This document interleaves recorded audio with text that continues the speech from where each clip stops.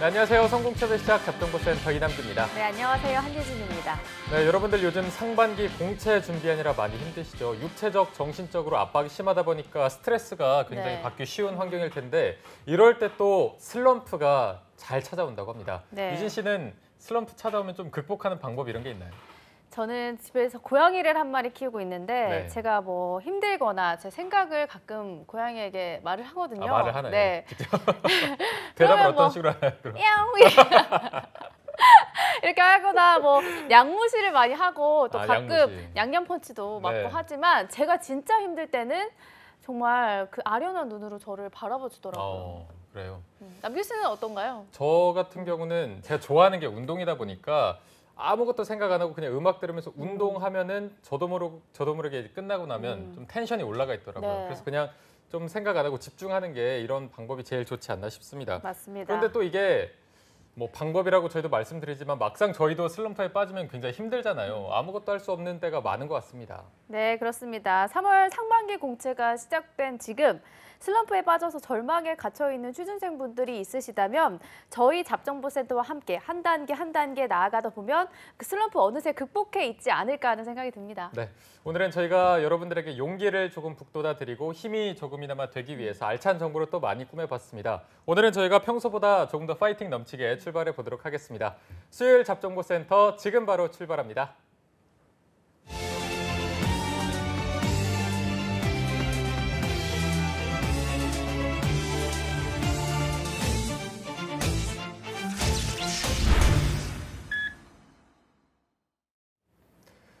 네, 취준생들에게 가장 적합한 취업 타이밍을 찾아 최고의 취업 역량을 펼칠 수 있도록 성공 취업의 맥을 짚어드리는 마감 임박 취업 골든타임 시간입니다. 두 번의 아픔 탈락의 후회는 없도록 저희가 도와드리겠습니다. 네, 이분과 함께라면 그 어떤 기업도 두렵지 않습니다. 취준생들의 꽉 막힌 속을 뻥 뚫어주시는 분이시고요. 오늘은 정말 고급 정보를 들고 오셨다고 해요. 네. 위포트의 김태성 컨설턴트와 함께하겠습니다. 쌤 어서 오십시오. 예, 반갑습니다. 네, 태성쌤 저희가 이렇게 파랗게 좀 바꾸고 나서 처음 모시는 것 같은데 예. 분위기가 좀 어떤가요? 공중에 떠서 하는 것 같아요. 이게 왜 이렇게 의자가 높은 거야? 좀 많이 높죠? 예, 많이 높고요. 예, 뭐 여기도 분위기가 변했고 아나운서의 복장도 바뀌었고. 태성쌤도 이제 저도 그렇게 하고 와주세요? 네, 청청으로 청 입고 한번 와주세요? 예. 예, 뭐 여기는 젊어 약간 보이는데 저는 복학생 분위기 날 텐데. 태성쌤도 복학생 느낌으로 예. 그 빨간 머플러 같은 거 있잖아요. 아, 그래요. 그런 거 하나 부탁드리겠습니다. 예, 그렇게 망가뜨려야 되겠어요? 그러면? 망가뜨릴 생각은 없지만 예. 저희가 태성쌤 앞서 슬럼프 얘기를 잠깐 했잖아요. 네. 태성쌤도 슬럼프가 있으셨을 텐데 있지요. 극복하는 방법 이런 게 있나요? 일단 슬럼프가 있을 때는 그 머리를 단순화시키는 작업. 그러니까 생각할 틈을 주지는 않습니다. 맞아요. 굉장히 바쁘게 일정을 준비를 하던가 아니면 몸을 혹사시켜요. 그래서 운동을 강하게 해서 이러다 죽는 거 아니야 싶을 정도로 강하게 합니다. 그런데 네. 죽지는 않더라고요. 예, 그래서 그리고 저도 이제 뭐 말할 사람을 찾으려고 하는데 이제 강의를 하다 보면 혼자 돌아다니는 경우가 많아요. 그래서 제가 주로 대화하는 거는 우리 한유진 캐스터는 고양이하고 한다고 했는데 네. 저는 내비게이션하고 합니다. 차. 예. 300m 앞에 우측 차선입니다라고 하면 아 그렇군요 이러면서 얘기하고 저희 다녀요. 아버지는 내비게이션이랑 싸우거든요. 아 그래요? 나 우회전 안 할 건데 이러면서 약간 예 이렇게 그런 식으로 대화를 하시는 거예요. 예 방송 중에 가족을 이렇게 디스해도 돼요? 디스가 아니라 또 보고 싶어서 지금 보고 그렇군요. 계시지 않나요? 보고 예. 있을 것 같습니다. 아무래도. 예, 뭐 아버님 용서해 주세요. 알겠습니다. 저희가 지금 몇 명하고 대화를 하고 있는 거죠? 네. 네, 이제 본격적으로 좀 시작을 해보도록 하겠습니다. 오늘은 저희가 어제 예고해드린 것처럼 LG전자 공채 전략 짚어볼 텐데 아마 네. 많은 분들이 좋아하는 기업이지 않을까 싶습니다. 예. 그런데 이제 많이 이공계 출신들이 좋아하는 기업이고 여기서 그 포지션이 많이 올라오긴 하는데 회사의 밸류 대비 인기가 상대적으로 적은 편이긴 해요. 예, 괜찮은 기업이고 많이 뽑는데 이제 워낙 일단 삼성전자 쪽에 초점을 맞춰서 준비를 하다 보니 LG전자는 조금 후순위로 밀리는 경우들이 많은데요. 네네. 이게 하여튼 LG전자 하면은 또 어르신들한테는 내 자식이 거기 들어갔어 하면 어깨가 으쓱하는 기업이기 때문에 그래서 선호하기도 하고요. 일단 많이 뽑기도 하고 또 하나는 어떤 친구들은 잡음이 별로 없어서 굉장히 괜찮은 기업이다라는 느낌. 그래서 기업 윤리 이런 것들을 중요시하는 친구들, 이런 친구들은 삼성전자 대신에 여기를 지원하는 그런 경향들도 있었습니다. 그리고 문화가 상대적으로 삼성전자보다는 좀 부드러운 문화를 가지고 있는 건 맞아요. 삼성은 관리의 삼성이라고 불리듯이 철저하게 관리를 하는 곳인데 여기는 살짝 상대적으로 여성적인 문화를 가지고 있다. 조금 더 유연한 문화를 가지고 있다. 이런 게 좋아서 지원하는 친구들이 제법 있습니다. 네. 저희가 어벤져스 특집 때도 다루긴 했습니다만 현대차 공채가 폐지가 되면서 다른 기업들은 또 어떻게 할지 취준생 여러분들이 많이 걱정을 하고 있어서 예. 오늘 다룰 LG전자 상반기 채용 규모는 태성 선생님 어떻게 전망을 하시나요? 너무 어려웠어요. 이 정보를 얻기가 그동안에 지난 시즌까지는 제가 이제 내부 그 휴미트를 이용해서 네. 정보를 쏙쏙 빨아들였었는데 네. 이번에는 휴미트가 작동을 잘 하지 못했습니다. 왜냐하면 얘기는 해주는데 속 시원히 얘기를 못 해주고 있어요. 그럼 이제 두 가지 저는 혼자서 생각했어요. 두 가지 이유가 있다. 첫 번째는 그 사이에 밥을 제가 안 샀거든요. 네, 그동안 밥을 사고 이제 정보를 얻었는데 밥을 안 샀다. 두 번째는 뭔가 말하기 어려운 사연이 있을 것이다. 내부 사정이. 예, 내부 사정이 있다. 그래서 굉장히 많이 물어봤는데 사실 이게 지금 상반기 LG전자의 공채가 쉽지 않은 상황인 것 같아요. 제 추측으로는 종합적으로 받은 정보를 종합해 볼 때는 이런 얘기가 있습니다. 아직 채용 규모나 채용 진행을 결정하지 못했고 그게 4월 정도나 돼야지 결정될 것 같다. 그래서 그 결정은 4월에 결정해서 급히 상반기 채용을 진행을 할지 아니면 한꺼번에 몰아서 하반기로 진행을 할지 이것은 아직 결정을 못한 것 같은데요. 이게 기업에서 대기업에서 공채를 진행할 때는 여러 가지 이제 고려해야 될 요소가 있거든요. 첫 번째는 지난 분기의 실적이 어땠는가, 그리고 올해 전망은 어떤가라는 것을 고려해서 기본적인 채용 규모라든가 채용을 설계를 하는데 여기 플러스 이제 정부 시책에 얼만큼 호응해야 되는가 이런 것을 가지고 결정을 합니다. 그런데 그래서 요거를 좀 살펴보려고 해요. 지난 하반기의 그 4분기의 실적 이걸 제가 봤어요. 그랬더니만 어닝 쇼크였었어요. 그러니까 정말 어려웠었고 그래서 이게 1분기 상황이 정리될 때까지는 쉽게 결정하지는 못할 상황인 것 같고 이게 실적 작년 하반기 실적을 보면 일단 1년 실적을 보면 나쁘지는 않았어요. 그러니까 전체 매출도 그냥 유지를 했고 영업이익도 그냥 유지는 했는데 4분기가 문제였었어요. 네. 잘 가다가 4분기 그 증권사에서는 제법 그래도 실적이 날 것이다. 이 영업이익이 평균치로 보면 한 3,900억 정도가 날 것이다 라고 예상을 했는데 발표한 걸 보니까 영업이익이 753억이 났어요. 아이고. 엄청나게 줄었죠. 네. 그래서 전분기 대비로 하면 그러니까 3, 4분기 대비하면은 한 90% 정도가 감소한 수치고요. 전년의 동기 대비하면 한 80% 정도가 감소한 수치예요. 굉장히 위기라고 볼 수 있죠. 이게 추세라는 것이 굉장히 중요하거든요. 전체 1년 실적은 그런대로 괜찮았어 하지만 추세가 지금 굉장히 안 좋아지고 있다라는 것 때문에 굉장히 어려움이 있고요.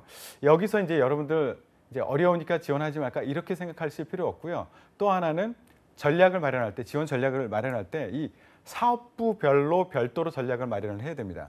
그래서 사업부별로 사업 실적이 굉장히 등락이 컸어요. 네. 그래서 하나하나를 제가 몇 개를 대표적인 거를 짚어드릴 테니까 내가 LG전자를 지원할 거야 라고 생각하지 말고 LG전자의 어느 사업부에 초점을 맞춰서 준비를 해야지 이렇게 준비를 해야 됩니다. 네. 일단 그 스마트폰 사업 이게 굉장히 어려웠어요. 적자폭이 굉장히 컸고요. 네. 여기 이제 MC 사업본부라고 했는데 여기가 15분기 연속 적자예요. 15분기요. 15분기 연속 적자. 네. 예. 그리고 여기가 이제 그 전체 매출, 전체 영업이익을 까먹는 미운 오리 새끼 취급을 당하고 있어요. 그래서 이제 주변에서는 이제 이 사업을 정리해야 되지 않겠느냐라는 얘기가 많은데 새로 취임하신 그 구광모 회장님은 아니다. 조금만 기다려달라라고 얘기를 하고 계세요. 그래서 이거 우리가 어떻게 느껴야 되느냐면 자, 그 많이 뽑지는 못할 것이다. 내가 휴대폰 사업 쪽에 관심이 있고 거기 지원하려는 친구들은 기회가 적을 것이다라고 생각하고 정말 나는 휴대폰을 아니면 안 돼라고 생각하는 사람 아니면 다른 사업부도 같이 고려를 해야 된다라고 말씀을 드려야 될 것 같고요. 그 회장님은 왜 이 사업이 15분기 연속 적자임에도 불구하고 이것을 유지하려고 하느냐? 이거는 다른 사업의 파급 효과가 굉장히 큽니다. 네. 그러니까 예를 들어서 IoT라든가 AI라든가 자동차 산업 이쪽의 파급 효과가 커요. 네. 그래서 이것을 포기하는 순간 다른 제가 지금 말했던 그 사업도 포기해야 되는 상황이 올 수도 있어요. 비근한 예로 삼성전자 같은 경우에는 제가 예전에 삼성전자에 기획을 하는 친구한테 들었던 얘기인데 그 한동안 그 전자 가전 사업부의 냉장고가 계속 적자였어요. 그래서 제가 야 그거 왜 사업 포기를 안 하니? 라고 했더니 형 이것 좀 생각해 보세요. 집안 내에서 24시간 동안에 365일 동안 전기가 안 꺼지는 게 뭐가 있습니까? TV? 냉장고? TV 하루 종일 켜져 있어요. 예, 냉장고. 냉장고죠. 네네. 예, 냉장고는 집안에서 항상 전기가 켜져 있어. 그러면 그것이 허브가 돼서 모든 집안의 그 가전들을 컨트롤하는 거예요. 컴퓨터서부터. 그렇기 때문에 이것을 놓칠 수가 없다. 이것을 가전 중에서 그 냉장고를 우리 삼성 걸로 해놔야지만 그 이후 것들을 우리 것으로 확보를 할 수가 있다. 그렇기 때문에 포기 못한다. 마찬가지로 LG도 사업부가 휴대폰 사업부가 어렵지만 휴대폰 사업을 기준으로 해서 예, 파급시킬 수 있는 그런 비즈니스가 굉장히 많기 때문에 포기는 안 할 거예요. 하지만 넓게 많이 뽑지는 못할 거다라고 생각을 하시고요. 또 하나는 HE 사업부라고 홈 엔터테인먼트 사업 이 부분도 이제 TV로 대표되는 거죠. 이게 비수기이기도 했었고요. 그리고 마케팅 비용을 너무 많이 썼어요. 그래서 매출은 어느 정도 유지했지만 수익을 많이 깎아먹었다. 이렇게 보시면 되고요. 여기도 마찬가지로 많이 뽑지는 못할 것이다 라고 생각하시면 될 것 같고요. 네. 또 하나 대표적인 데가 H&A 사업부라고요. 홈 어플라이언스 앤 에어 솔루션이라는 사업부가 있어요. 여기도 마찬가지로 에어컨 성수기 효과도 사라졌고 비수기이기도 해서 이제 4, 4분기에 영업 실적이 많이 떨어졌죠. 이제 여러분들이 앞에서 말했던 이 세 가지 사업부에 대해서는 조금 조심해서 지원을 해야 돼요. 여기 크게 많이 뽑지는 않을 겁니다. 근데 LG전자에서 관심을 두고 있는 데가 VC 사업부라고요. 자동차 전장 사업이에요. 이쪽에는 굉장히 크게 투자를 하고 있습니다. 그만큼 투자를 한다는 것은 사람이 많이 필요하다는 얘기입니다. 그래서 여기는 그동안은 적자였었는데 이번 상반기부터 아니면 하반기부터는 흑자로 돌아서지 않을까라고 생각을 하고 네. 그룹 차원에서 굉장히 크게 투자를 하고 있습니다. 그래서 그 LG전자 역대급으로 그 최대 규모의 M&A를 했습니다. 1조 4천억 원을 투자해서 GKW라는 그 헤드램프 만드는 그런 회사 전장 사업에 대해서 투자를 하고 인수를 했어요. 그렇다면 여기는 기회가 조금 있을 것이다. 내가 막연하게 LG전자 지원해야지라고 생각하는 친구들이 있었다면 LG전자 중에서 어느 사업부를 지원해야지라고 좀 좁혀서 전략을 짜야 되고요. 그렇다면 내가 그동안에 가전이라든가 휴대폰이라든가 이런 쪽에서는 어떻게 해야지라고 자소서를 준비한 게 있었다면 그것을 폐기하시고 다시 전장 사업 쪽 이쪽에 맞춰서 내가 배웠던 것, 전공, 내가 했던 경험 이것이 전장 사업에서는 어떻게 활용될 것이냐 이렇게 전략을 다시 가져가야 돼요. 예. 그리고 이제 전자 중에서도 그 가전 사업부 중에서 일부 최대 실적을 내는 부분이 있었어요. 지금 공기가 굉장히 안 좋죠. 예, 힘들죠. 그러니까 그렇죠. 건강 가전이라고 얘기하는 공기청정기, 건조기 아니면 의류 관리기 이쪽에서는 매출을 최대로 기록을 하고 있습니다. 그래서 이런 쪽에 관심 있는 친구들은 이쪽에 가전 사업부 중에서도 이쪽에 초점을 맞춰서 얘기를 풀어나가고 아까 제가 또 하나 힌트를 드렸었는데 휴대폰 사업을 포기를 못한다고 했죠. 그러면 향후 포부 이런 것을 쓸 때 그냥 제가 열심히 일하겠습니다가 아니라 여기서 적자임에도 불구하고 포기를 못하는 이유가 향후 IoT 그리고 AI 자동차 산업 때문에 이 분야를 포기를 못한다고 했어요. 그럼 이 기업이 향후에 비즈니스를 이쪽에 초점을 맞추고 있겠구나. 그러면 나의 향후 포부를 중장기 포부를 여기에 맞춰서 얘기를 끌고 나가 주셔야 돼요. 네. 예. 그래서 지원 직무에 따라서 달리 자소서도 준비해야 되고 전략을 다시 마련해야 된다라고 그렇게 말씀을 드리도록 하겠습니다. 네. 자, 오늘 LG전자 다 다뤄본 것 같네요. 여기서 끝내도 될 정도로 정말 많은 내용을 말씀해 주셨는데 LG전자의 전반적인 흐름과 또 상황, 거기에 입각한 채용 규모를 좀 예상을 해주셨습니다. 또 이게 3월에 공채가 언제 뜰지 모르기 때문에 좀 대비를 하셔야 될 텐데 대비하시기 편하라고 LG전자의 2019년 상반기 공채 전략 대비 방법을 신세미 캐스터가 준비했다고 하는데요. 함께 보시죠. 네, LG전자의 공식 채용 일정이 발표되기 전인데요. 우리는 그러면 지난 시즌의 공채를 살펴보면서 이번 시즌은 어떻게 대비해야 될지 함께 알아보도록 하겠습니다. 먼저 채용 절차부터 보시죠. 네, 서류 전형에 합격하면 인적성 검사를 거쳐서 최종 서류 전형, 그리고 면접 전형, 그다음에 건강 검진 순으로 이루어지고 있습니다. 네, 그리고 서류 전형에서 있어서 자소서가 이 합격의 당락을 결정할 텐데요. 자소서 항목들 함께 살펴보도록 하겠습니다. 첫 번째, 본인의 역량과 열정에 대해서 본인이 지원한 직무와 관련된 지식, 경험, 역량 및 관심사항 등 자신을 어필할 수 있는 내용을 구체적으로 기술하는 항목이었고요. 두 번째는 본인이 이룬 가장 큰 성취 경험과 실패 경험에 대해서 본인의 인생에서 가장 큰 성취의 경험과 실패의 경험을 적고 그 경험을 통해 본인이 느끼고 배운 점에 대해서 자유롭게 기술하는 항목이었습니다. 이것 역시도 천자를 작성해야 되는 항목이었습니다. 마지막 3번 항목인데요. 본인의 10년 후 계획에 대해서 본인이 지원한 직무와 관련된 본인의 계획, 꿈, 비전에 대해서 기술하는 항목이었습니다.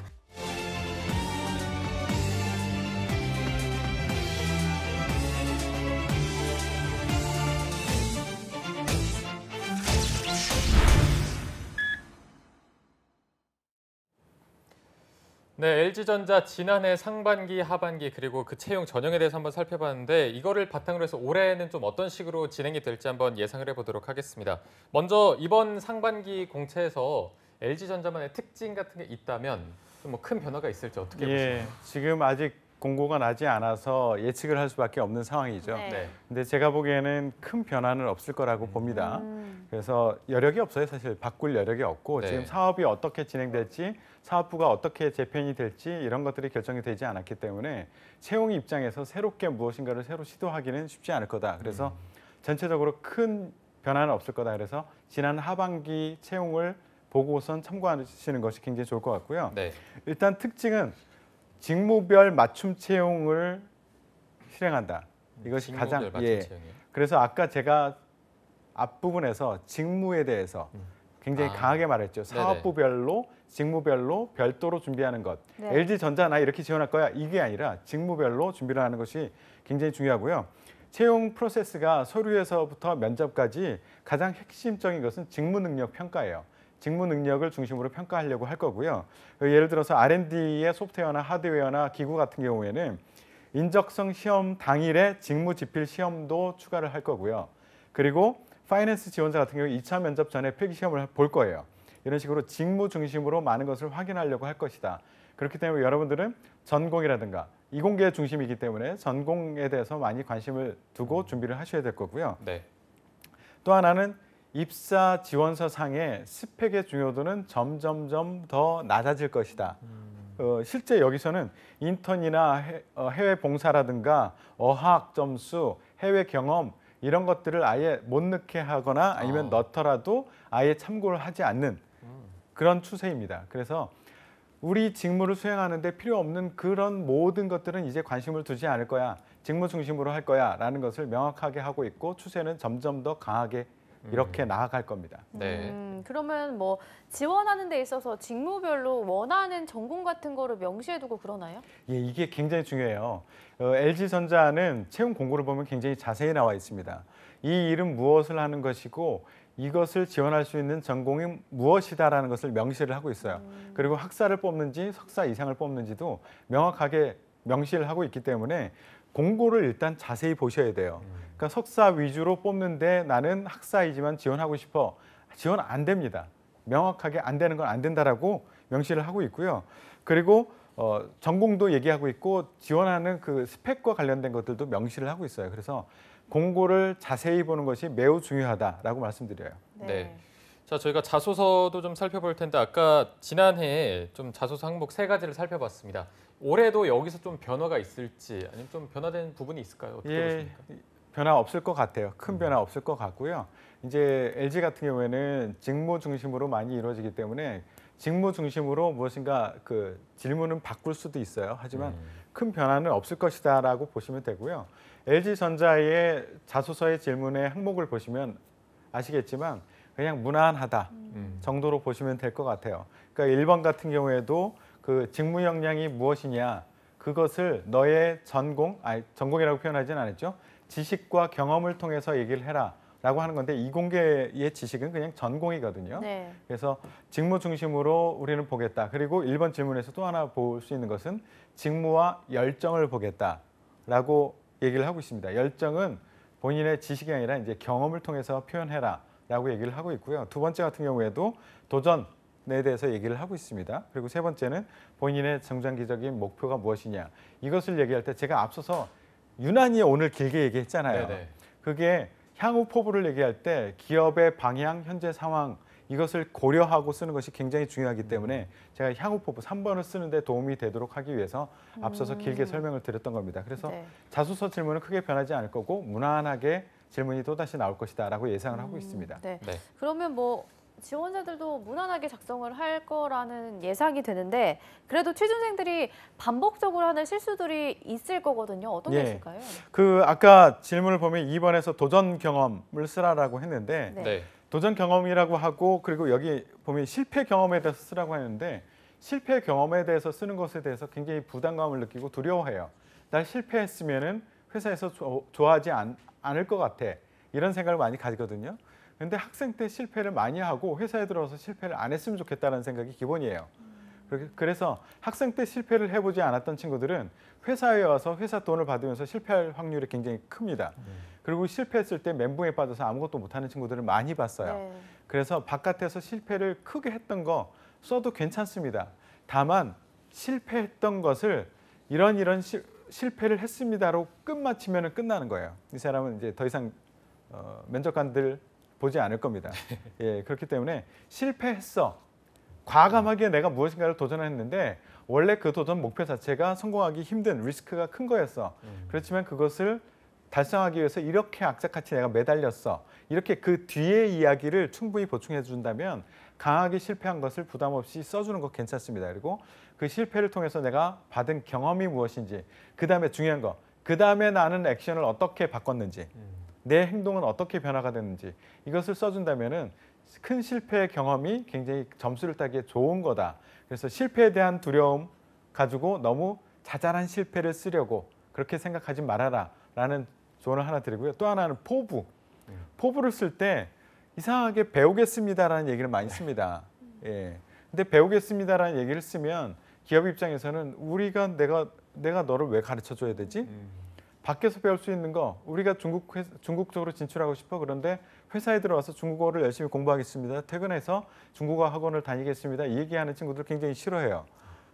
중국어 배운 애들 뽑고 싶어요. 우리는 이미 배워가지고 예, 그 역량이 있는 친구들을 뽑고 싶어. 그리고 회사에 들어와서 저녁에 학원을 다닌다고 꿈 깨라. 이런 생각을 많이 합니다. 네. 예, 그래서 향후 포부에는 배우겠습니다. 이런 얘기를 적게 넣었으면 좋겠습니다. 배우겠습니다가 가능한 영역들은 있어요. 밖에서 학원에서는 배울 수는 없지만 회사에 들어와서만 배울 수 있는 그런 영역들이 있어요. 그런 것들은 배우겠습니다 해도 돼요. 하여튼 이런 배우겠습니다는 주의해서 얘기를 해주시고요. 아까도 얘기했지만 향후 포부는 단기적인 것은 실질적인 것, 구체적으로 평가 가능한 그런 성취 목표를 쓰는 것이 좋고요.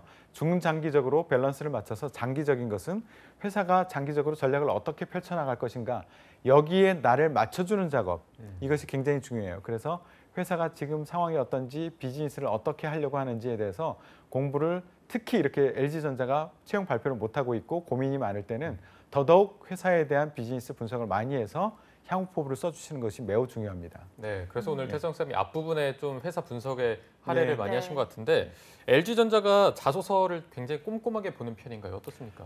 꼼꼼하게 봐요. 그리고 기본적으로 요구하는 그런 스펙 이런 것들을 넘어서면 대부분 자소서를 본다라고 보시면 돼요. 자소서를 어떻게 주로 보느냐? 포커스는 어디 돼 있느냐면 아까도 얘기했지만 직무 역량에 포커스가 돼 있어요. 직무 역량 중심으로 많이 보려고 할 거고요. 네. 그리고 직무 역량이라고 하면 공대, 이공계와 인문계를 좀 나눌 것 같은데 공대 같은 경우에는 전공하고 관련된 프로젝트 한 것이 많죠. 그것 위주로 본인이 자소서를 어필을 하셔야 돼요. 그리고 한국영업본부라든가 해외영업, 구매 직무는 특히나 자소서를 중요하게 볼 겁니다. 그래서 여기는 자소서를 신경을 많이 써야 되고요. 환경 변화, 우리 비즈니스에 영향을 줄 수 있는 외부 환경에 대해 변화에 대해서 관심을 깊이 가져야지만 지원 동기가 확실하게 드러날 거고 본인의 향후 포부가 많이 드러날 거예요. 대표적인 우리 비즈니스에 영향을 줄 수 있는 LG전자에 영향을 줄 수 있는 외부 환경의 변화는 중국 시장의 강한 추격이에요. 그리고 스마트 가전 시장 여기에 많이 관심을 가지고 있고요. 또 하나는 자동차 전장 시장이에요. 예, 여러분들이 LG전자만 공부할 것이 아니라 이 외부 환경의 변화, 제가 지금 말씀드렸던 그 변화가 LG전자의 매출과 LG전자의 영업이익에 어떤 영향을 줄 수 있을 것인가라는 것을 충분히 고민하고 자소서를 써주셔야지만 좋은 자소서가 될 겁니다. 네. 그리고 작년 이제 세일즈와 재무 관련 직무 지원자 같은 경우에는 조건이 토익 700점 이상만 되면은 지원할 수 있다 이렇게 돼 있는데 태성 쌤 오늘 또 무슨 팻말을 갖고 오셔서 아 그래요? 네 이게 LG전자 합격자들의 평균 스펙을 봤을 때 좀 높을수록 좋다. 아직도 이런 기조가 좀 유지되고 있는지 OX로 한번 표현을 해주실까요? 예, 그 높을수록 좋다라는 질문이죠. 네네. 이건 제가 아니라 이남규 아나운서도 알 것 같은데 한번 들어볼래요? 이쪽에 X죠? 예. X 아니겠습니까? 아유, 아유. 이뻐요. 칭찬받았어요. 예, 아유. 기분이 좋아요. 아 이뻐요. 아유, 여기 있습니다. 예, 옷도 복학생 같고 좋아요. 예, 맞습니다. X예요. 확실하게 X입니다. 여기 그 LG전자의 채용을 총괄하는 친구한테 부장한테 물었어요. 근데 이 친구도 너무 힘들어요. 이것 때문에. 네. 그러니까 채용 그 설명회 나가서 얘기를 할 때는 학생들이 안 믿는데요. 회사 이미지 때문에 거짓말을 할 수도 있다라고 생각을 하고 정말 자기가 스펙이 이렇게 중요하지 않습니다. 700 넘으면 750이든 800이든 900이든 990이든 다 똑같습니다. 라고 아무리 얘기해도 안 믿는다는 거야. 그래서 심지어는 공식적인 자리가 아니라 후배들을 만나서 자기 학교 후배들 만나서 술 한잔 하면서 야 진짜 중요하지 않으니까 제발 좀 신경 쓰지 마. 이거 내가 총괄하는 사람이야. 내가 총괄하는 사람인데 정말 안 중요하니까 신경 쓰지 마. 라고 하는데도 학생들은 아닌데요. 학원에서요. 아니면 어느 컨설턴트가 그래도 높을수록 좋다고 하던데요. 도대체 내가 뽑는 사람인데 그 사람도 안 믿는다 그거죠. 그래서 중요하지 않다. 정말 세일즈나 해외 영업이나 파이낸스나 IT 여기는 명확하게 토익 700 이상이면 다 된다. 700 이상, 토스 6 이상, 오픽 IM 이상이면 다 괜찮다라고 얘기를 하고 있기 때문에 그걸 넘으면 보지 않고요. 그리고 해외대 나온 친구들도 이런 질문을 많이 해요. 점수가 있어야 됩니까? 라고 얘기하는데 해외대 나온 친구들은 이 친구들은 점수를 요구하지도 않아요. 좀 검증이 됐다고. 예, 검증이 됐다라고 하나요? 생각을 하는 거죠. 거기서 학위를 받아왔으면 기본적으로 우리가 비즈니스를 할 수 있는 영어 능력은 된다라고 생각하기 때문에 실제 생각보다 영어를 확인하고 영어 점수를 높이 요구하는 그런 경우는 많지 않습니다. 그래서 아까도 얘기했지만 전공과 관련된 그런 부분만 조금 더 신경 쓰면 더 좋을 것 같아요. 네, 알겠습니다. 저희가 그럼 이제 서류 전형 다음인 인적성도 짚어보면 좋을 것 같은데 어떤 식으로 진행되고 또 친구들이 어떤 식으로 준비를 하면 좋을까요? 예, 인적성 검사는 다른 기업과 크게 다르지는 않습니다. 인성과 적성으로 나눠서 진행을 하고 LG전자 같은 경우에는 이제 그 직무별로 필기 시험을 보는 곳이 있습니다. 그 정도의 차이고요. 인성 검사는 다른 기업과 마찬가지예요. 그 LG에서는 LG의 인재상을 LG 웨이라고 표현을 하고 있습니다. 네. 기업마다 인재상을 무슨 인재상 이렇게 표현하기도 하고 어떤 데는 컴피턴시스라고 표현하기도 하고 어떤 데는 무슨 웨이, LG 웨이, CJ 웨이 이런 식으로 표현하기도 합니다. 그래서 인성 검사에서는 LG 웨이의 적합도를 평가한다라고 생각하시고 LG 웨이가 무엇인가라는 것을 사전에 조금 보고 오시는 게 좋을 것 같고요. 사실은 인성 검사는 정답은 뭐냐 하면 정답은 없습니다. 그런데 어떻게 하면 좋은 점수를 받을 수 있느냐? 솔직하게 답하는 거예요. 진짜 나의 모습으로.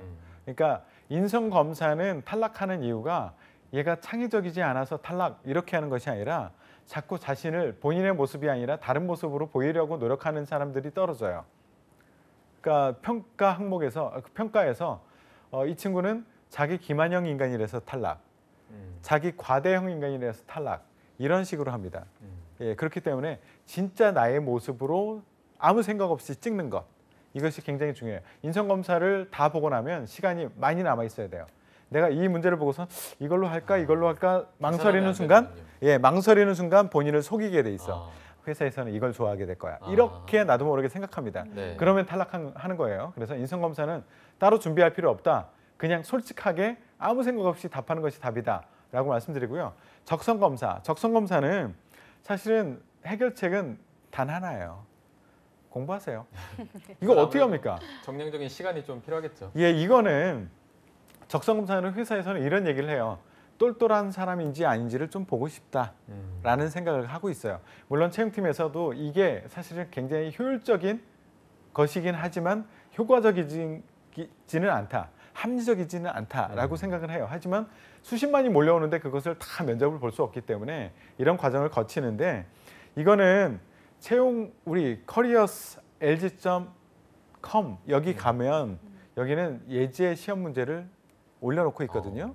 그래서 이 정도의 문제를 이런 유형의 문제를 이 정도 수준으로 내고 있구나. 감을 충분히 잡을 수 있도록 보여주고 있어요. 그래서 여기서 언어 이해라든가 언어 추리, 인문, 수리, 도형 추리, 도식 추리 이런 문제들 다른 기업들과 크게 다르진 않습니다. 네. 이런 것들이 어느 수준에서 나는지 LG 채용 홈페이지에서 내고 있으니까 이것을 보시면은 굉장히 큰 도움이 될 거고요. 이제 직무지필, 다른 곳과 좀 다른 직무지필 시험 같은 경우에는 R&D 소프트웨어 같은 경우에 70문항을 100분에 봐요. C나 자바 프로그래밍 이쪽을 실제 직무지필로 볼 거고요. R&D 하드웨어 같은 경우에는 전기공학과 전자공학 관련된 문제를 100분 동안 80문항을 볼 겁니다. 이거 전공 공부를 해야 돼요. 이건 어떻게 네. 할 수가 없어. 네. 그리고 R&D 기구 쪽은 50분에 40문항을 보는데 이거는 기계공학 문제를 볼 거예요. 그리고 파이낸스 같은 경우에는 50분 동안 20문제를 내는데 기초 회계를 할 거예요. 문제를 볼 거예요. IT 쪽은 50분 동안 25문장을 보는데 IT 관련 질문으로 시험을 볼 겁니다. 네. 보세요. 아까 계속 얘기하고 있지만 반복해서 얘기하고 있지만 전공 공부를 좀 해놓으셔야 돼요. 전공의 모든 것을 공부해라는 아니고요. 그럴 시간도 없을 거고요. 네. 내가 했던 전공 중에서 LG전자에서 지금 하고 있는 사업과 연결될 수 있는 그 부분만 쏙 뽑아가지고 관련된 공부만 해서 준비를 하시는 것이 중요합니다. 알겠습니다. 알겠습니다. 저희가 오늘 전반적으로 짚어봤는데 마지막으로 면접 전형이 남아 있습니다. 어떻게 대비해야 할까요? 면접도 크게 특징은 없어요. 근데 면접이 이제 직무별로 상이하게 진행이 되긴 하지만 전체적으로 공통적으로 진행되는 것은 다른 기업과 비슷하게 이게 요즘에는 세트거든요. 그러니까 콤보 메뉴예요. 질문과 대답으로 하는 면접, 토론 면접, PT 면접. 요즘에 대기업들이 대부분 이것을 이용하거든요. 네. LG전자의 면접도 기본적인 틀은 이것을 가지고 하고 있다라고 생각하시고 근데 주의해야 될 것은 제가 항상 얘기하지만 토론 면접과 토론은 다르다. PT 면접과 PT는 다르다라고 생각하시고요. 토론을 잘한다고 토론 면접을 잘할 수 있다고 생각하지 마세요. 토론이 아니라 토론 면접이기 때문에 우리는 이 토론이라는 방법을 통해서 점수를 따야 돼요. 점수를 딴다는 것은 평가목이 무엇일까라는 것을 뽑아내고 그것을 내가 봐야 돼요. 토론을 잘하면 점수를 좋게 준다가 아니라 토론이라는 방법을 통해서 이 사람이 소통의 능력을 가지고 있는가, 합리적 의사결정을 할 수 있는가, 전문성을 가지고 있는가 이런 류의 것을 본다는 거죠. 그렇기 때문에 준비하는 것은 방법만 다를 뿐이지 자소서 준비하는 것과 크게 다르지 않게 이공계는 전공 중심으로 준비하고 나머지는 인재상에서 말하는 소통의 능력이라든가 아니면 열정이라든가 도전이라든가 이런 류의 것을 포커스해서 토론이나 PT를 하셔야 됩니다. 네, 알겠습니다. 자, 오늘 LG전자에 대해서 그야말로 모든 것을 살펴봤는데 마지막으로 신의 한 수까지 좀 부탁드리겠습니다. 비법에 익숙한 자, 비법으로 망한다. 비법이요. 예, 비법. 그걸로 망합니까 이제? 망합니다. 예, 이거는 저도 강의 중에 항상 하는 얘기고요. 이거 실제 LG전자에 채용하는 친구가 이렇게 얘기했어요. 그대로 가져온 얘기입니다. 이것을 그대로 얘기했는데 그 정통 원칙을 따르는 친구들과 비법, 이거 매달릴 수밖에 없거든요. 쉬워요. 비법 얘기하면 뭔가 짧은 시간을 들여서 큰 점수를 딸 것 같아.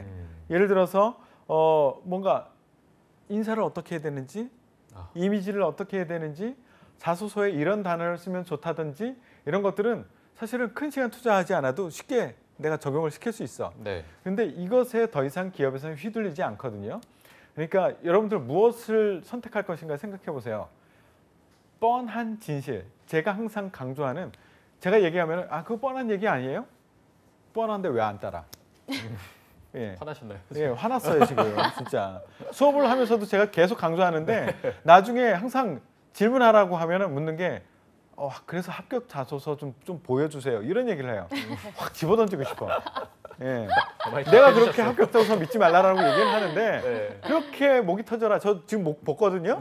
예, 목 벗어서 지금 막 이렇게 아픈데도 강의를 열정적으로 했는데 결국은 한 2시간 지나가지고 그래서 합격 자소서 좀 보여주실래요? 이렇게 얘기를 한단 말이에요. 뻔한 진실은 기업에서 보고자 하는 건 뻔한 게 진실이 있는데 학생들이 기대하는 것은 계속 거짓된 비법에 의지하려고 그 합격 자소서 같은 거를 자꾸 보여달라고 한단 말이야. 네. 그래서 비법으로 흥한 자, 비법을 믿고 따르고 익숙한 자는 비법으로 망할 거다. 망할 거예요. 그렇기 때문에 비법에 의지하지 말고 정통으로 나갑시다. 네, 알겠습니다. 태성 쌤 마지막에 좀 화가 나셨어요. 화났어요 지금. 목도 아파 죽겠는데. 알겠습니다. 네, 오늘 도움 말씀 주신 위포트의 김태성 컨설턴트 고맙습니다. 고맙습니다. 네, 잡정보센터 1부에서 준비한 내용은 여기까지고요. 잠시 후 2부에서는요. 일자리 방방곡곡이 준비되어 있고요. 네, 그리고 취준생들을 위한 발빠른 뉴스를 전해드리는 취업인 뉴스도 준비되어 있습니다. 네, 저희는 잠시 후에 뵙겠습니다. 채널 채널 고정!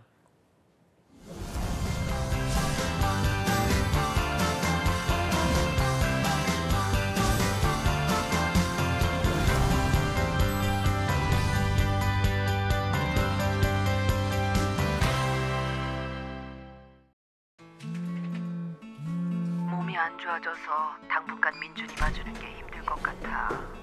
갑작스레 찾아오는 일상의 순간들. 일도 가정도 함께 지켜낼 수는 없을까요?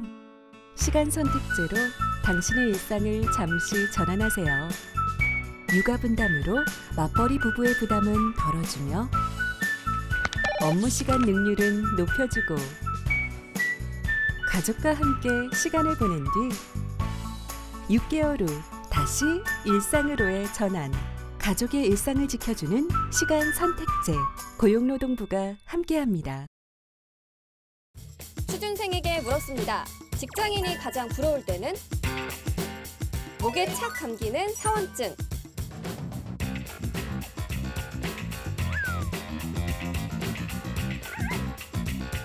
열심히 일한 뒤에 마시는 한 잔의 커피.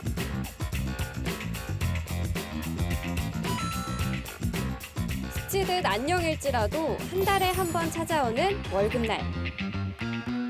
부러우면 지는 거다? 부러우면 한국직업방송 취업이 보인다와 함께하세요. 매일 오전 11시 높은 취업의 문턱에 에스컬레이터가 되어줄 생방송 취업이 보인다. 많은 시청 바랍니다. 고용 동향과 경제 흐름을 한눈에 볼 수 있는 고품격 고용 전문 뉴스 투데이 고용 플러스. 매일 쏟아지는 고용 경제 정보 중 확실한 알짜만 담았다. 고용 동향, 경제 이슈, 프리미엄 채용 정보까지. 새로운 비전과 패러다임을 제시하는 프리미엄 고용 뉴스의 선구자. 절대 놓치지 마세요. 취준생에게 가장 필요한 건 뭐다? 바로 나에게 꼭 맞는 취업 정보, 취업 시장의 핵꿀 정보만 쏙쏙 뽑아드립니다. 기업별 지원 전략부터 실시간 맞춤 컨설팅, 취준생 필수 상식까지 전부 챙겨드리는 안 보면 나만 손해인 차별화된 성공 취업 비결. 넋 놓고 보다 보면 어느새 나도 신입사원. 성공 취업의 시작은 잡정보센터에서 매일 오전 10시 많은 시청 바랍니다.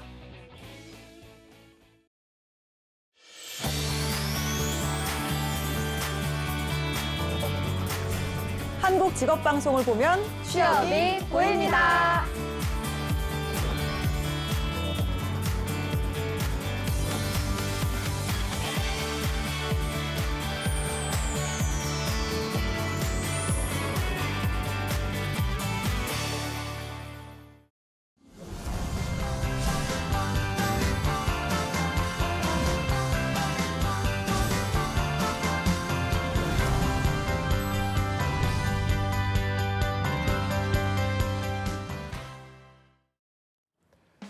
네, 성공취업의 시작 잡정보센터 2부의 문을 또 활짝 열어봤습니다. 저희가 2부에서는요, 전국 각지의 생생한 채용 소식을 발빠르게 만나보는 일자리 방방곡곡이 준비되어 있고요. 네, 그리고 취준생들이 꼭 알아두면 좋은 뉴스들만 골라서 전해드리는 취업인 뉴스도 준비되어 있는데요. 먼저 일자리 방방곡곡부터 바로 만나보시죠.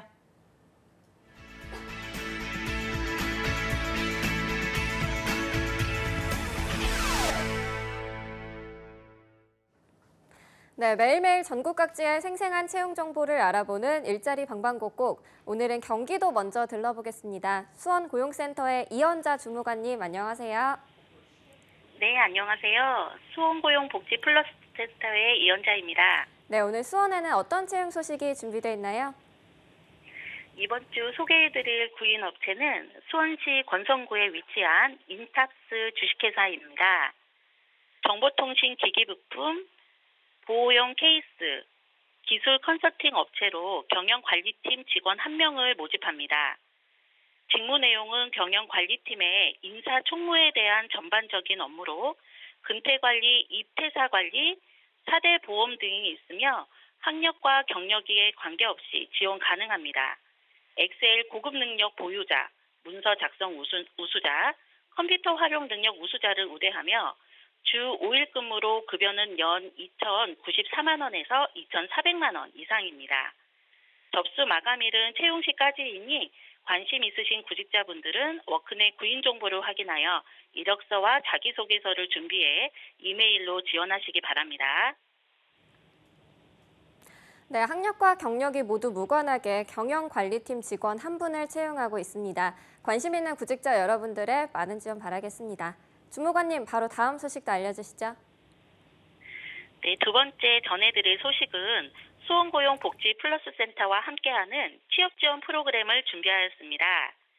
취업특강 프로그램으로는 3월 14일 수요일 성공적인 구직 전략과 3월 14일 목요일 인생 3모작 인생 설계라는 주제로 오후 4시부터 6시까지 특강이 진행될 예정입니다. 집단 상담 프로그램으로는 자신감 회복과 자기 성장을 돕는 취업희망 프로그램이 3월 18일 월요일부터 3월 21일 목요일 오전 9시 30분부터 4시 30분까지 진행될 예정입니다. 프로그램 진행하는 장소는 수원고용센터 3층 프로그램 진행실이니 참여를 원하시는 구직자분들은 일정을 참고하여 미리 워크넷을 통해 신청하거나 고용센터를 방문하여 접수하시기 바랍니다. 프로그램과 관련된 궁금한 사항은 국번 없이 1350으로 연락하시기 바랍니다. 네, 구직자 여러분들을 위해서 다양한 취업 프로그램을 준비했다고 합니다. 구직자 여러분들의 많은 관심과 참여 바라겠습니다. 주무관님, 오늘 소식 고맙습니다. 예, 고맙습니다. 네, 다음으로는 서울의 박혜술 주무관님 연결해 보겠습니다. 주무관님, 안녕하세요. 안녕하세요. 서울고용센터 박혜솔 주무관입니다. 네, 오늘 서울의 채용 소식 알려주시죠. 네, 첫 번째 알려드릴 소식입니다. 서울 마포구 성암로에 소재한 주식회사 두레샘에서 시각디자이너 1명을 모집합니다. 초대졸 이상의 학력이 필요하며 경력은 관계없습니다. 제품 상세 페이지 제작 및 배너 제작, 온라인몰 관리 등의 업무를 수행하게 되며 포토샵, 일러스트 사용은 필수입니다. 시각 디자인 전공자와 해당 관련 경력자를 우대합니다. 급여는 월 230만 원 이상 250만 원 이하입니다. 접수는 이메일을 통해 이력서, 자기소개서 등을 제출하시면 되고 자세한 사항은 워크넷을 참고하여 지원하시면 되겠습니다. 네, 경력 무관하게 시각 디자이너 1분을 채용하고 있습니다. 채용 시 마감되는 구직권이니까요. 관심 있는 분들은 빠르게 지원하시기 바랍니다. 주무관님, 바로 다음 소식도 알려주시죠. 서울 영등포구 신길로에 위치한 주식회사 대강사업단에서 소방기술자 1명을 모집합니다. 초대졸 이상의 학력과 2년 이상의 경력이 필요하며 소방설비 산업기사 자격증 소지자를 우대합니다. 주요 업무는 소방시설 공사이며 주 6일 근무로 급여는 월 250만 원 이상 350만 원 이하입니다. 이력서 등 제출 서류를 이메일로 접수하시면 되고 자세한 사항은 워크넷 홈페이지를 참고하시기 바랍니다. 네, 소방기술자 1명을 채용하고 있습니다. 관심 있는 분들은 우대사항과 지원 자격도 체크해보시고 지원해보시기 바랍니다. 주무관님, 오늘 소식 고맙습니다. 감사합니다. 네, 지금까지 일자리 방방곡곡 경기와 서울 지역의 채용 정보 알아봤습니다.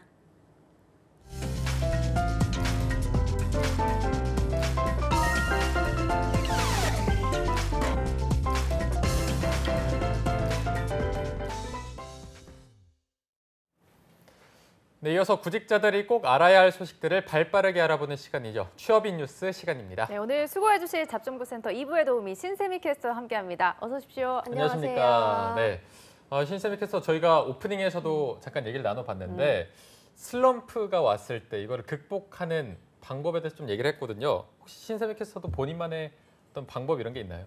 저는 고양이가 없어서 따로 말할 사람은 없는데 네. 저는 조카들이랑 그럼요, 조카들이 있잖아요. 신나게 놀거나 조카들은 말도 하잖아요. 그렇죠. 대화가 되니까 고민도 털어놓고 얘기도 하고. 조카들한테 고민을 털어놓나요? 네, 또 그냥 잘 들어주거든요. 이모가 이렇게 좀 힘들다. 네. 그럼 어떻게 좀 위로를 해주나요? 그냥 오늘 그럼 맛있는 거 사준다고. 조카들이요? 네. 어머. 자기 돈은 아니지만 언니 카드를 가지고 와서 사준. 아니 신세미 캐스터한테 받은 돈 아니에요? 그때 인스타에 보니까 네네. 신세미 캐스터 돈 많이 벌어오라고. 근데 그때 돈은 안 줬거든요. 근데 잘 모르겠습니다. 제가 돈을 많이 버는 줄 아는 것 같아요. 많이 버는 거 아닌가요? 힘들게 삽니다. 아니 아까 보니까 직업방송 영상에 네. 출연을 그렇게 많이 하시던데. 맞아요. 열심히 일은 하고 있는데 돈은 별로 없어요. 왜요? 모르겠어. 대체 어디다 쓰는 건지. 빨리 돈을 벌어봐야겠네요. 네, 오늘 준비한 뉴스 전해주시죠. 네, 오늘은 지난 뉴스에서 아마 현대자동차 수시 공채 소식을 알려드렸던 것 같은데요. 현대자동차가 지난 2월에 수시 공채를 선언을 했지만 아직까지 다른 기업에는 영향을 미치지 않고 있는 모습을 보이고 있습니다. 다행인 건지는 잘 모르겠지만 삼성을 비롯한 주요 그룹사들은 지난해처럼 대졸 신입사원 공채를 여전히 진행을 하고 있는데요. 업계 관계자들에 따르면 현대차의 경우는 지난해부터 상시 채용과 공채를 병행을 해왔기 때문에 구직자들의 혼란을 덜할 수 있다고 말을 했고요. 하지만 다른 대기업들이 갑자기 공채를 폐지하게 되면 채용 시장의 혼란을 야기할 수 있는 만큼 좀 조심스럽게 대응하고 있는 것으로 보인다고 얘기를 했습니다. 그래서 앞으로는 현대차를 제외한 기업은 공채를 계속해서 진행할 예정으로 보이는데요. 그래서 첫 번째 소식은 주요 기업들의 상반기 공채 소식, 대졸 채용 일정과 또 특징에 대해서 간단하게 정리해보는 시간 가질까 합니다. 네, 저희가 기업들의 공채가 뜰 때마다 쌤들이 직접 나오셔서 자세하게 알려주곤 하는데 이렇게 총 정리를 해보는 것도 굉장히 도움이 될 것 같습니다. 자, 그럼 먼저 이번 현대차 굉장히 이슈였죠. 현대차의 수시 채용부터 간략히 짚어볼 텐데 먼저 좀 짚어주실까요? 네, 먼저 현대기아차는 수시 공채를 통해서 신입 경력직을 모집하고 있고요. 지난달부터 채용 홈페이지를 통해서 20개 직무에 채용 공고를 올렸습니다. 이때 구성무 현대차 인사운영팀 과장은 지금까지는 서류 전형이 끝난 뒤에 합격자에 한해서 하루에 수만 명에 이르는 사람들이 같은 시험을 치르는 형태로 진행을 해왔지만 앞으로는 직무별로 필요한 경우 면접날 소규모로 치러질 예정이라고 말을 하면서 H맵에서 그 인성 검사를 강화한 만큼 채용 과정에서도 인성 검사는 지속해서 시행할 방침이라고 했는데요. 여기서 알 수 있듯이 소식대로 그 대규모 현대차 인적성 검사 H맵은 폐지가 됐지만 각 모집 부서에 따라서 실시가 된다고 합니다. 또한 현대모비스도 연구개발직은 수시 공채를 통해서 뽑는다고 하니까요. 이 점 참고하시면 좋을 것 같습니다. 네, 저희가 장안의 화제인 현대기아차부터 살펴봤고요. 그럼 이번에는 취준생 선호 1위 기업이죠. 그저께 저희가 살펴본 삼성이죠. 네, 삼성기업도 전해주시죠. 네, 삼성전자를 비롯한 삼성그룹사들은 19일까지 대졸 신입공채 3급의 입사 지원서를 받고 있습니다. 삼성전자와 삼성전기 등 전자 계열사 5곳은 11일부터 공채를 시작을 하고요. 삼성생명과 삼성증권 등 금융 계열사는 12일부터, 나머지 계열사는 13일부터 원서 접수를 받는다고 합니다. 삼성은 2017년 초 미래전략실 해체 이후에 그룹 주도 공채에서 계열사 공채로 채용을 진행하고 있는데요. 입사 필기 시험인 삼성 직무 적성 검사에서 상식 영역을 없애면서 이공계 구직자의 부담을 좀 줄이기도 했습니다. 참고로 상반기 G셋은 4월 21일에 시행된다고 합니다. 네. 자, 삼성 준비하는 분들은 저희가 앞서 월요일에 민혁쌤의 방송을 참고하시면 굉장히 도움이 될 것으로 보이고요. 자, 이어서 SK 그리고 오늘 1부에서 살펴본 LG그룹에 대해서도 좀 소개해 주시죠. 네, 먼저 SK는 15일까지 입사 원서를 받고 있고요. SK 채용 전형은 서류 전형과 필기 전형, 면접 전형 순으로 진행이 되고 있습니다. SK는 2015년부터 입사 지원서에 지원자의 사진을 포함해서 외국어 성적과 정보 기술 활용 능력, 해외 경험, 수상 경력 등 스펙과 관련된 항목을 모두 삭제하기도 했는데요. 올해도 예년과 동일하게 입사 지원서에 무스펙을 적용할 방침이라고 합니다. 또 지난해 하반기부터 필기시험에서 한국사 과목을 없애기도 했습니다. 이어서는 LG는 계열사별로 채용 공고를 올리고 있습니다. 지난달 27일부터 입사 지원을 받는 LG화학이 계열사 중에서 가장 먼저 스타트를 끊었는데요. LG는 최대 3개 계열사까지 지원할 수 있는 특징도 가지고 있는데 복수의 기업의 서류 전형이 통과가 돼도 LG 인적성 검사는 한 곳에서만 선택해서 시험을 치러야 합니다. 네. 네, 이어서 그럼 저희가 바로 롯데와 KT도 알아볼까요? 네, 롯데는 14일부터 대졸 신입공채를 시작을 합니다. 롯데는 올해 신입공채에서도 인공지능 AI 서류 전형을 진행을 하는데요. 서류 전형에 도입된 AI 평가 시스템은 인재상에 대한 부합도와 직무 적합도 등을 판단하는 역할을 합니다. 지원자가 제출한 자기소개서를 각 계열사에서 업무 성취도가 탁월한 인재에서 공통적으로 나타나는 자질들과 좀 비교 분석을 하는 방식이라고 하니까요. 자소서 작성할 때 유념하시면 좋을 것 같고요. 이어서 KT 같은 경우는 5G 통신 인재를 300명 뽑습니다. 채용 규모는 작년보다 20% 늘렸으며 현재 채용 인원 중 20% 이상을 지역 연고를 둔 우수 인재를 선발하는 지역 쿼터제를 시행하고 있고요. 참고로 블라인드 채용인 KT 스타 오디션은 오는 9일 서울 광화문 KT 이스트 사옥에서 진행을 합니다. 이때 오디션 통과자가 공채 지원을 하게 될 때는 서류 전형에서 면제를 해주고 있다고 하니까요. 참고하시면 좋을 것 같습니다. 네, 알겠습니다. 자, 그러면 다음으로 아직 채용 예정인 기업들의 유의사항도 좀 전해주시죠. 네, 먼저 포스코와 한화를 살펴볼까 합니다. 포스코 같은 경우는 3월에서 4월 중에 채용에 나설 것으로 보이고 있는데 이 계열별 채용을 통해서 전공에 상관없이 지원이 가능하도록 했고요. 서류 전형에서는 직무 엑세일을 작성을 하고 면접에서는 NCS 기반의 직무 적합성 평가 면접을 보고 있습니다. 그리고 다음으로 한화는 계열사별로 채용을 진행할 예정이라고 합니다. 2013년부터 인적성 검사를 폐지한 후에 면접을 강화하는 분위기라고 하는데요. 한화갤러리아는 8주 인턴십, 한화생명은 1박 2일 면접, 또 한화손해보험은 일주일 동안 심층 면접을 치르고요. 한화호텔앤리조트는 인턴 실습을 면접에 포함을 해서 총 6주간 실습 면접을 통해서 선발하고 있습니다. 네. 역시 3월은 이렇게 상반기 공채를 알리는 달이기 때문에 벌써부터 다양한 기업들의 채용 일정이 공개된 것 같습니다. 네. 앞으로 잡정보센터의 마감 임박 골든타임과 함께 준비를 해서 취업 성공을 꼭 하시기 바라고요. 저희가 첫 번째 뉴스는 여기서 마무리하고 바로 두 번째 뉴스 들어보겠습니다. 네, 날이 갈수록 어려워지고 있는 채용 시장 속에서 길어지는 구직 활동에 취준생들의 취업 준비 비용에 대한 부담은 높아만 가고 있습니다. 서울시가 청년들의 구직 비용을 절감하기 위해서 마련을 했던 취업 날개 서비스를 확대 운영한다는 소식을 가져왔습니다. 네, 자 취업 날개 서비스 어떤 서비스인지 대충 느낌은 오는데 이게 어떤 건지 자세히 소개해 주시죠. 네, 서울시의 취업 날개 서비스는 넥타이나 구두 등을 포함한 면접 정장을 청년 구직자들이 무료로 대여할 수 있도록 돕는 것인데요. 2016년도에 처음으로 시행이 됐고요. 이후로는 이용 청년들의 만족도가 높아서 지난해 1인당 연 2회, 10회로 대여 횟수를 확대 운영했다고 합니다. 또 올해는 정장 대여소를 3개소에서 5개소로 늘려서 이용자들의 접근성과 편의성을 함께 도모할 예정이라고 합니다. 네, 만족도가 높은데 여기에 대여소까지 늘린다고 하니까 더욱더 많은 취준생들이 참여를 할 수 있을 것 같아서 반가운 소식인 것 같습니다. 네. 그럼 현재 이용할 수 있는 곳은 어디에 있나요? 네, 현재 취업 날개 서비스를 이용할 수 있는 정장 대여 업체는 신촌과 건대 또 왕십리에 위치를 하고 있습니다. 올해는 사당과 강남점까지 추가로 운영이 된다고 합니다. 네. 그런데 이게 면접 같은 경우에는 직종별마다 스타일이 다 다른데 특별한 직종의 취준생들도 이곳에서 도움을 받을 수 있나요? 네, 이미 다양한 분위기 또 스타일의 정장뿐만 아니라 넥타이나 벨트, 구두 등 면접에 필요한 모든 의상을 한꺼번에 빌릴 수 있게 되어 있는데요. 이외로 처음에 이용할 때만 치수 측정을 위해서 방문을 하고 이후에는 온라인 신청 후 택배로 수령을 가능하게 해서 편의성을 도모하고 있습니다. 대여 기간은 3박 4일 정도로 대여 기간 내 추가 면접이 생길 경우에는 예약 시스템을 통해서 대여 연장도 가능하다고 합니다.